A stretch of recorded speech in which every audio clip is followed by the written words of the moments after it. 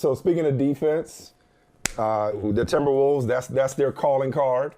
And Anthony Edwards tried to told us, as we find to say, he tried to told us about one Jaden McDaniels. Yeah.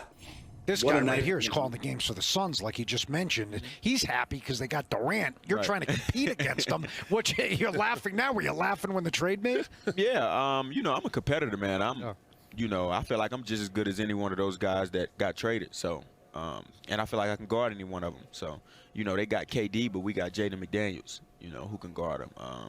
Yeah, he can guard. Yeah, so we not, we here for it, man. Prophetic words from last year from Anthony Edwards, and last night I call it the Jaden McDaniels game. What is your read on this series? The Timberwolves seem to have the Suns in their clenched jaws. This series in a vice grip. Can the Suns escape it and make it interesting, or the Timberwolves just too young, too good, too feisty, and really just too tough for this Phoenix Suns group? First off, I don't want to take anything away from the Timberwolves, right? Like, that defense is phenomenal. It's not just Jaden McDaniels. They are long and athletic.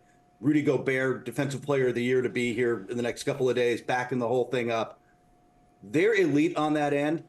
But, guys, Phoenix isn't good, and they are in real trouble. Aren't they? They look washed. They are just – you know what they need? And, I wrote about this morning. Don't they need a point guard? Don't they, frankly, need Mike Conley? Like, somebody who can come down, calm them down, organize the offense, pick out the mismatch, set it up, get some guys off screens, and start putting the ball in the right place. Because when things got rough in that game, Conley just, all right, let's slow this down. We're gonna play this way. This is how we're gonna handle it. And he had a few like pick and rolls with Gobert, which worked really well. They have some chemistry going back to Utah. And whenever the Suns are great front runners, right? Like, when things are going well, man, they're clicking and the ball's flying and they're knocking down shots and they got all these isolation scorers.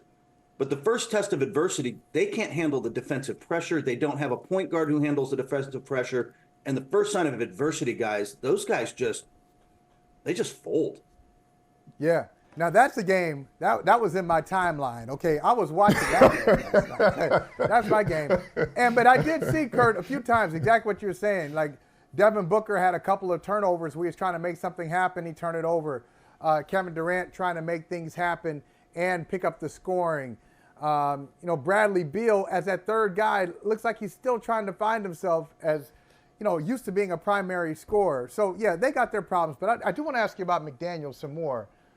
Because I watched him last night. He was just so calm going right at Durant. I know Durant had 2 fouls early, so he was trying to take advantage of it. But beyond that, this kid is just like defensively and offensively, he's unbothered. How far can he – what's his ceiling and what do you think the ceiling is of the Minnesota Timberwolves?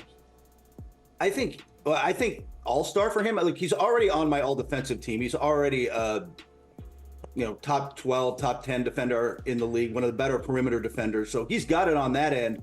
It's consistency and that kind of confidence offensively, but like, I didn't expect that offensive game out of him. Did you guys? Like, no. I did not see that coming. And if he can do even part of that consistently, suddenly he becomes a key cog. And like, look, offensively, they've got a lot of weapons. It starts with Anthony Edwards, right? But they've got Towns and they've got guys, Conley, like you said, had points last night. If you can have nights like this from Jaden McDaniels, I don't know how you defend this team.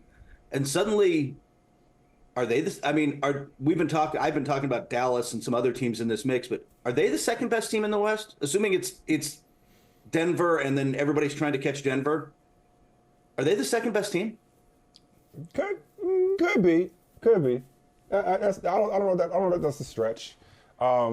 But I've already called my shot with Dallas, so I can't contradict myself in one segment, or at least more than once in one segment. Hey, thank you for watching Brother from Another. If you haven't hit that subscribe button, go ahead and do that now. Don't forget, you can catch us 3 to 4 weekdays on PeacockTV.com and on Sirius XM Channel 85.